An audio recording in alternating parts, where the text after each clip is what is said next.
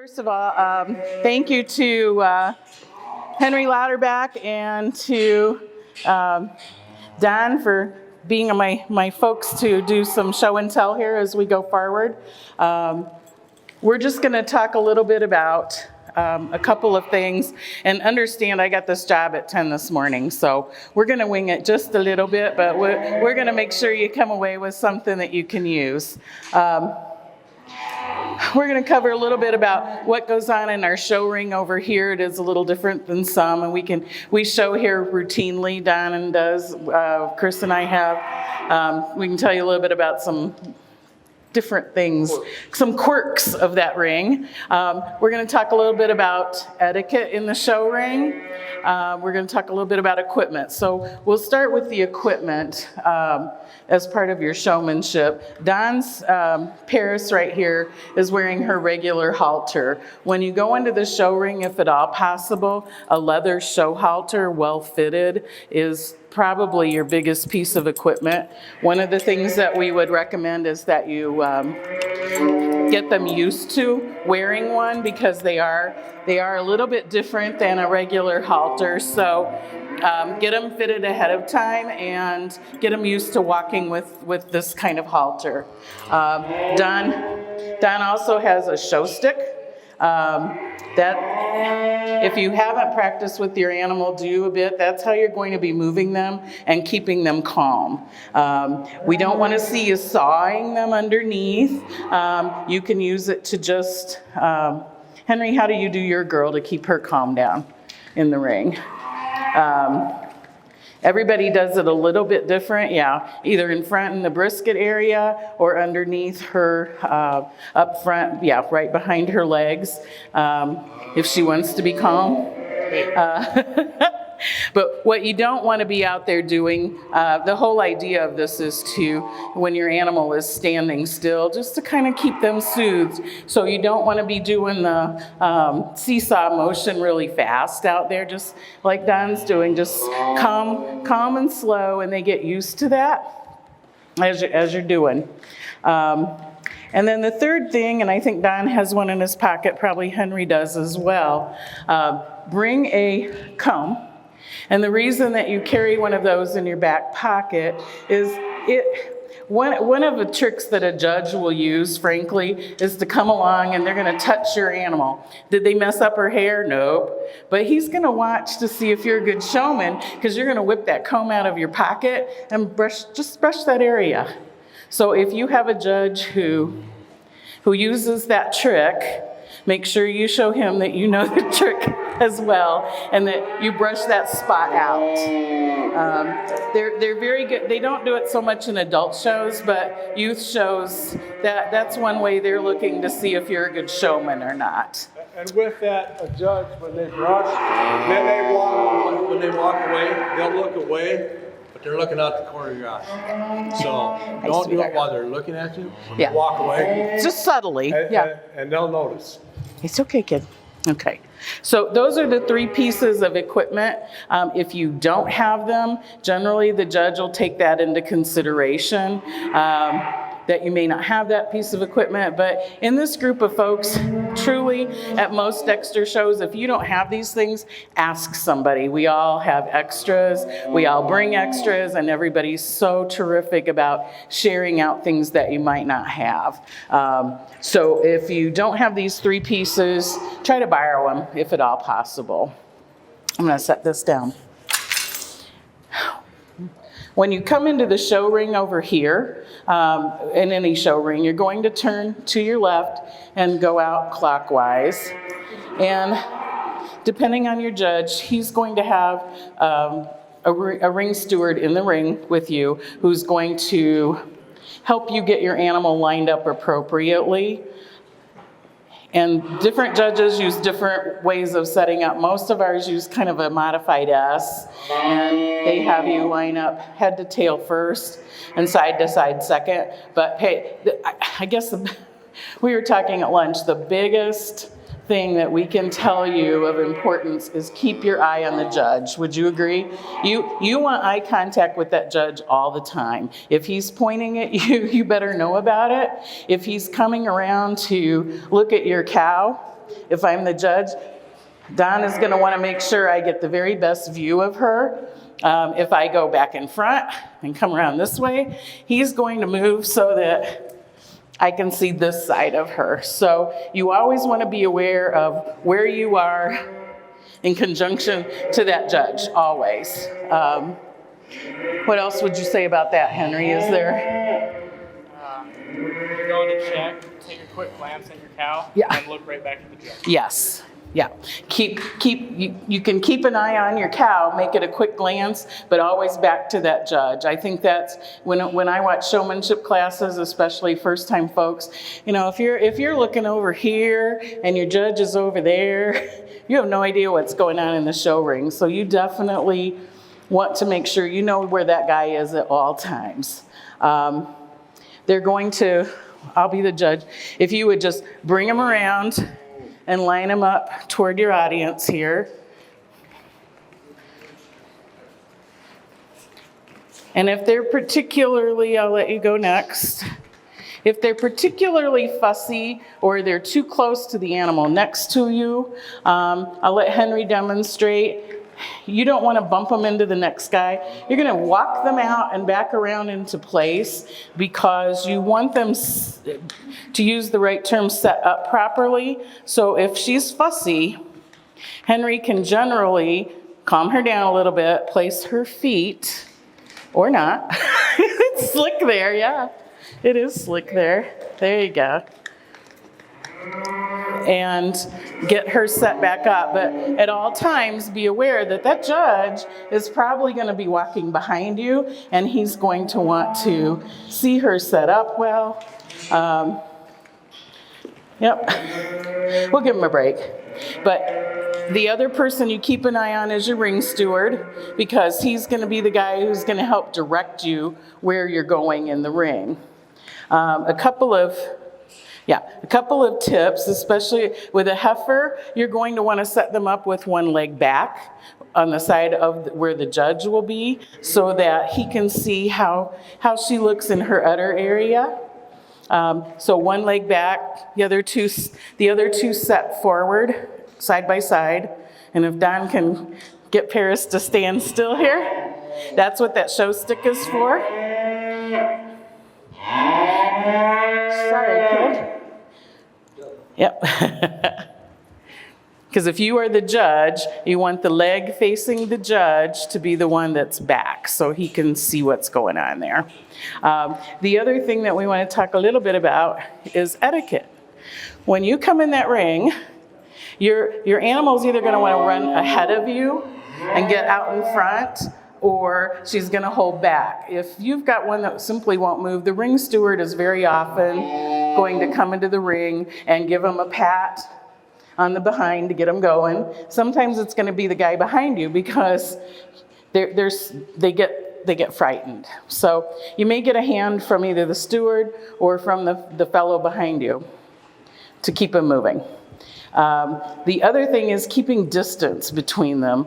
Another etiquette thing, you want to leave several feet between yourself and the animal in front of you so that the judge, we know in a lot of other breeds they don't always, but the judge, you want to give the judge the best opportunity to see your animal set up. So if Henry rides up on the back of Paris here with his heifer, it's going to cause her to move. It's going to cause all Don's work of getting her set up perfectly to be done.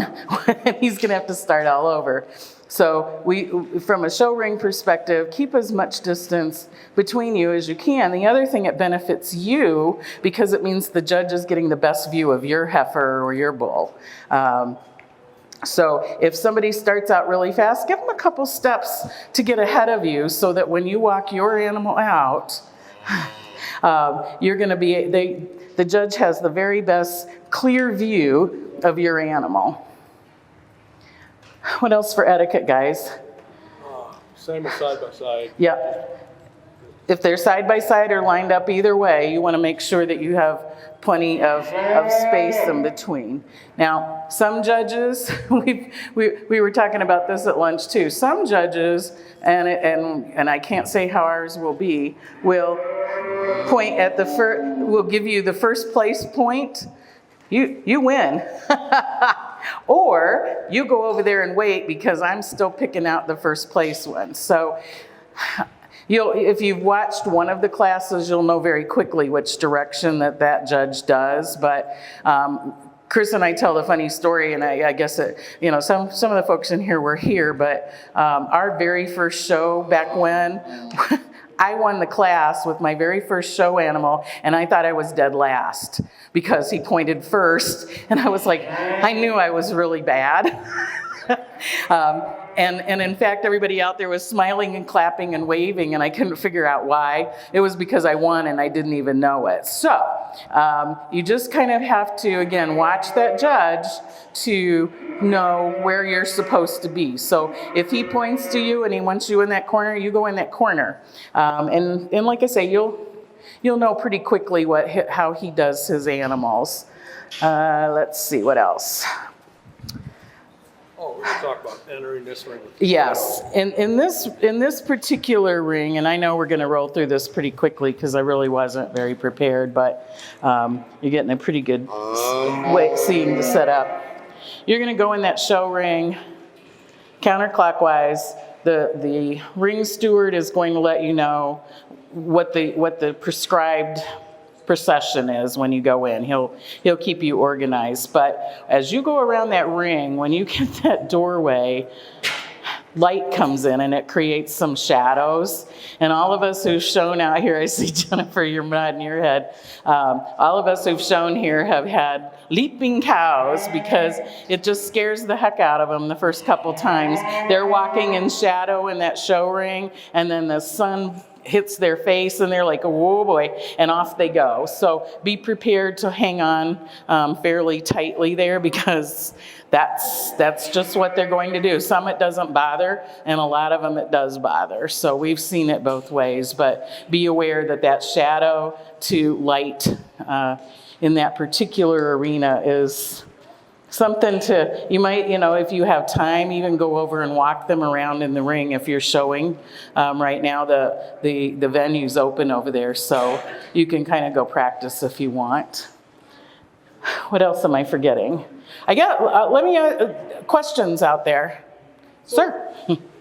Why do we even care about showmanship? I mean, what's the whole intent of showmanship is what? Okay, the whole intent of showmanship is to measure your ability to show your animal at the best. When you do when you're showing your animal, that's exactly why you're in there. You want that animal to be set up properly, behave properly, but part of showmanship is about you as opposed to about your animal. You could possibly in showmanship win with the ugliest animal in the building. Am I right? Because you're managing it. You've got it set up, you've got it standing quietly, you've got all your gear, you know what you're doing, you're aware of where the judge are. Those are all the big things he's going to look for in showmanship. When you show your animal in the other classes, it's about your animal, but the same kind of principles apply. You want to show them to the very best of their ability. So everything that you do in showmanship applies to what you'll be doing in the show class itself. So that is important, and there is a distinction. You like I say, you can bring your not greatest animal in and still win showmanship because you show mastery over your animal, you're in control, you're aware of where the judge is, you're outfitted properly. And I guess we should talk about that just for a second too. ADCA rules, collared shirts, no gym shoes, no hats, no logos.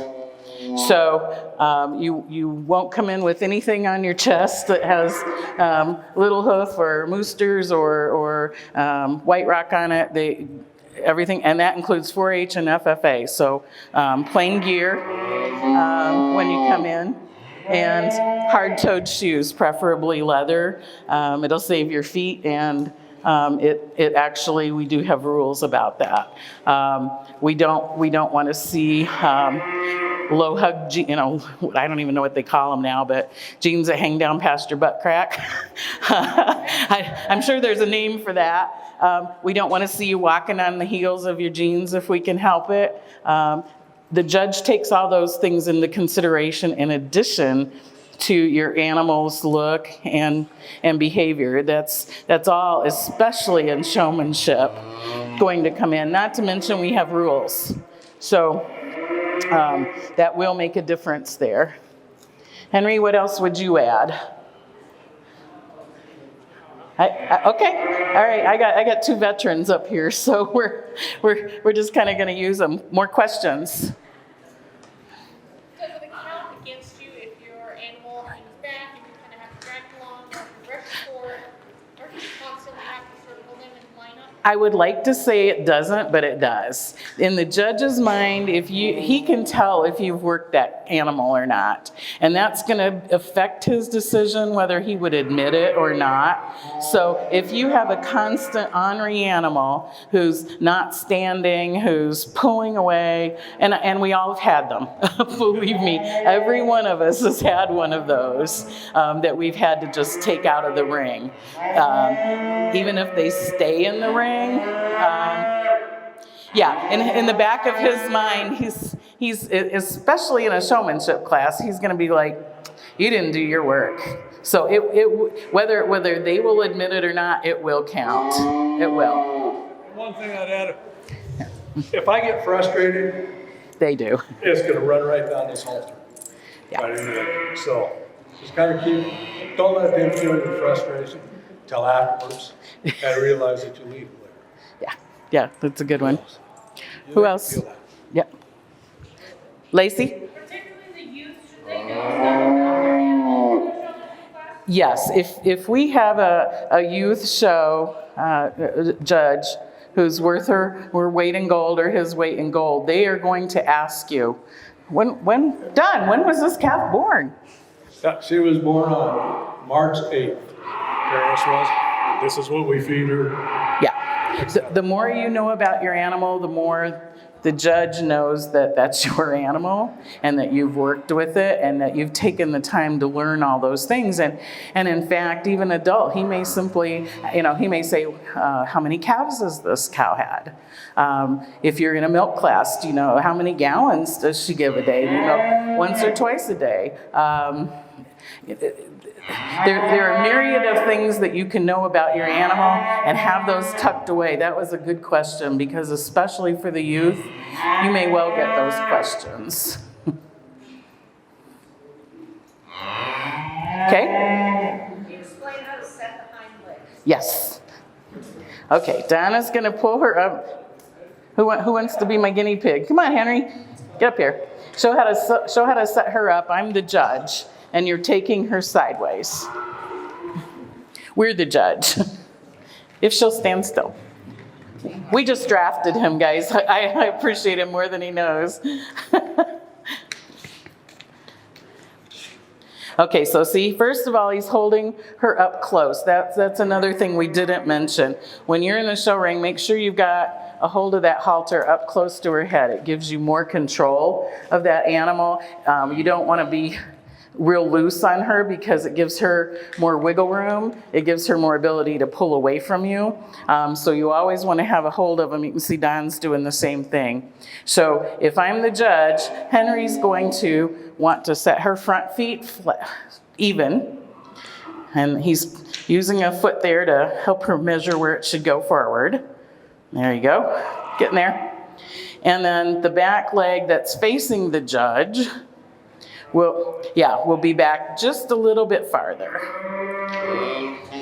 She's good. The other piece of advice I would give you is almost perfect in most situations is good enough. The more you fuss with them, the more frantic they get. So sometimes if you get a 90% setup, leave it be because they're standing quietly and excuse me. It's good enough. It's better than watching her go in circles and swing her hips back and forth. So if you're close, that's good enough. Explain why. Why is the hind end set that way? Oh, because the judge, especially on females, wants to be able to look at her udder. And in our breed, that is very important because we're a dual purpose breed. So setting that leg back gives him a view to everything that's underneath, and in particular, the udder. Would you add more to that, Stephanie? Males, yeah, okay. And in the case of males, they want to be able to see the testicles. Some judges like them set up with both legs side by side because they're looking, in fact most do, because they're looking for width, how they're built from behind. So on a male, they're typically going to be side by side, and you want to set those legs as far apart as you can without making them look awkward, because one of the things we're looking for in a bull is that one leg in every corner and the width, and so those things make a difference too. And especially when you come down to two very similar animals, one set up well, because it shows the muscling when you do it, especially on the males. He can see the testicles, he can see all of those pieces of development. It can mean the difference between a first and a second place. Okay. What? Other questions? Lacey? Does the length of the show stick come into play? The length of the show stick does come into play. You want to be able to use the longest one that you can handle. That would be the first piece of advice I would give you. When I first started showing, I got one that was like, oh, this is just my size. And it wasn't, because you want to be smooth when you reach back. Yeah, see how Henry's not moving? His body, he's using the show stick to make those placements. If you're a tall person, if you're anybody, yeah, you're going to be down there underneath trying to do it, and that looks awkward as well. It doesn't do anything for the view of your animal. So we recommend use the longest show stick that you can manage. Another thing about show sticks, try to keep them off the ground. That irritates some judges. Don't rest them on the ground because that appears lazy. You want to have them held in the middle and up front and off the ground for sure. So, because I tend to get lazy about that sometimes. I'm standing out there forever and pretty soon my show stick's on point on the ground, and that's a huge no-no. So don't follow me. But that's a show stick etiquette is a really big one too. I'm winging it, guys. Questions are very welcome. I would suggest that, Dave? No? Those of you who are showing now, if you haven't used the show ring before, take your animals for a quick spin through there so that they do get the idea that there's that shadow and light in the doorway. I don't think we're restricted, are we, Dave? Are we restricted at all from using the show ring now to walk over? The doors are open, so take advantage of that. You've got almost a day and a half left before the show starts. And that's pretty useful. It is in general, whether it's this venue or another one, get them before show used to the show ring, even if it's just a couple of turns. And one thing, if you're showing a cow and then you're going to be in a cow calf, the calf is outside. When you go by that door, that mama knows her baby's out there, she's going to want to try to get out that door. That's a good point. So be prepared. Same with the calf. Mom's out there crying for me. We get to that door, I'm going. So just that door, just be prepared for things there. Yeah. And we do a couple, the other thing here, these are just general show type things as opposed to showmanship, but when Don mentioned cow-calf,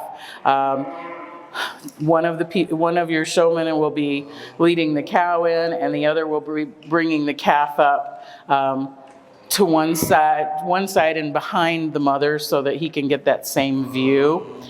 We also do a couple of, I'll call them fun classes because they are, but we do a get of sire and produce of dam and several others. And again, you're going to need a person for every animal. Don't try to lead 2 in. Borrow somebody. They're usually happy to go in there with you. And again, you're still going to need to line them up for that judge to walk around. So that counts for those awards for sure. I know this one's going quick, and if you want a little experience, I'm sure that any of the folks showing in here would be, happy to let you lead, or happy to give you some tips that they have that we haven't mentioned here. But again, just be conscious of the other people in the ring with you, because that's part of showmanship, and the etiquette is another big deal. It's nothing like having your animal all set up and wham, somebody else's gets you. Yes? Can you talk a little bit about what to do if something completely goes wrong and you're just not going to repair it? Yep. And all of us have been through that as well, I can tell you. I'll talk about one of Don's, and then I'll talk about one of mine. One of his cows was missing her calf horribly, and she went rodeo. I mean, is that an accurate description? Yeah, and the judge, go ahead. Yeah, so when she was missing her calf, and she got to the point where I couldn't really control her. I told the judge, I do DQ. I'm going to hurt somebody. She's going to hurt herself. She's going to hurt somebody else. It's a ribbon. I'm not going to get my cow, your cow's hurt. So we left, and then it got weird. The judge has come back in and just tie her up. That doesn't happen. That does not happen. That particular show it did, but I'll disqualify myself if I can't control them, because they're going to hurt somebody else. They're going to hurt you. They're going to hurt themselves. It's not working. Yeah. So that matters. In my case, if I've been showing through, and Chris and I have kind of retired from showing as of last year, and one of the reasons is that about halfway through a show, if I'm showing a lot of them, I no longer have a grip in my right hand, so it makes a really tough time. And generally, somebody out here will say, I'll take her, if they're acting up or whatever. But to me, that doesn't present my animals in their best light either. That's on me, not on my animal. So in those cases, we've actually had a gentleman step in and take my animal, but that's not the view I want the judge to have. But I also knew I wasn't going to be able to hold on. So that makes, those are good questions. So if you feel that, first of all, the judge may ask you to step out if they're behaving badly. If you feel that you can't control it, because I was on my way out the door when that happened and I was just losing grip and couldn't keep a hold. I was on my way out the door. I'm like, Don, a ribbon isn't worth somebody else getting hurt because I can't control my animal. So generally, you're just going to gracefully head out the door. Yeah.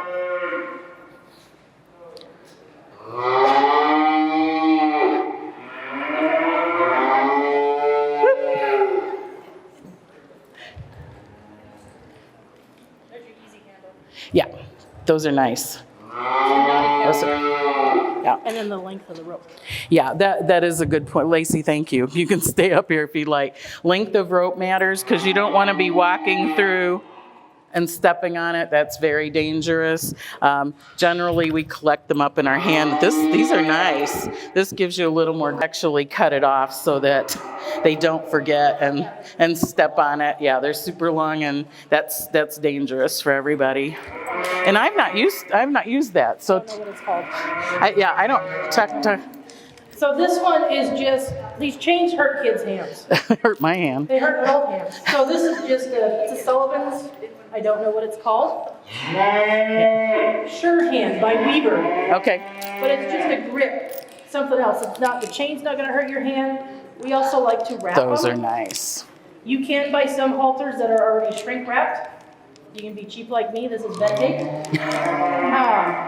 But just better on your hand, better on their chin. Yeah. Thank you. And if you're just learning and you aren't showing today and you're going to be here for the show, all of these things will be taking place in the ring. You'll see a lot of do's, you'll see a lot of do nots. I guarantee you're gonna see a whoops once or twice. It happens in every show and we just go on.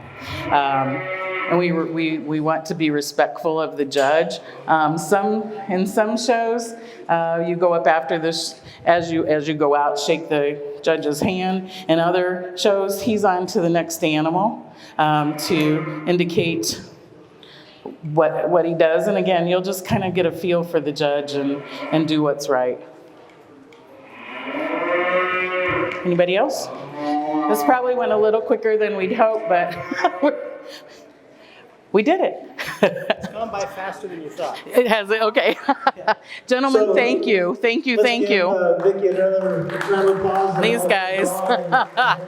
Thank you. Bringing your animals over for us. One last thing I'll say, and she's mentioned this, is you're not going to have the perfect animal and have it be perfect for the show. Nope. It's just not going to happen. And one day your animal is the best, the next show it's going to be your worst. Yeah. So you just have to be flexible and roll with it and be just fine. So don't feel bad if it doesn't go perfectly. And if you haven't shown yet, find a show. Come and show your animals. One of the biggest reasons, in fact, the biggest reason why I show is it gives me a chance to have my animals side by side with other breeders that I know and respect. And be able to look at my animals so I can learn what I'm doing well and what I can improve on next. It gives me a chance of a judge that's completely impartial to say, I like this or I don't like that. And one other thing to point out with that, the animal that gets first place at today's show might get last at the next show. Thank you. Because it's the judge's opinion. Yeah. So if you like your animal and the judge didn't, great. Keep liking your animal. Now, if you go to 8 shows and 8 judges say this animal's got this fault and it's placing you dead last, you might want to consider making a change. But don't feel bad if you take first one day and last the next. And it happens. It absolutely, we can tell you from experience, it will happen. We had a young bull that we showed 3 times. Twice he was first, and the third time he was dead last. Same bull, same summer. So it's a matter of that judge's preference in some cases. So we urge you to show. Don't take it hard if he doesn't like your animal today. It happens. And they have preferences too, for sure. Yeah, so don't feel bad if your animal doesn't place well today, it might place well in the next show.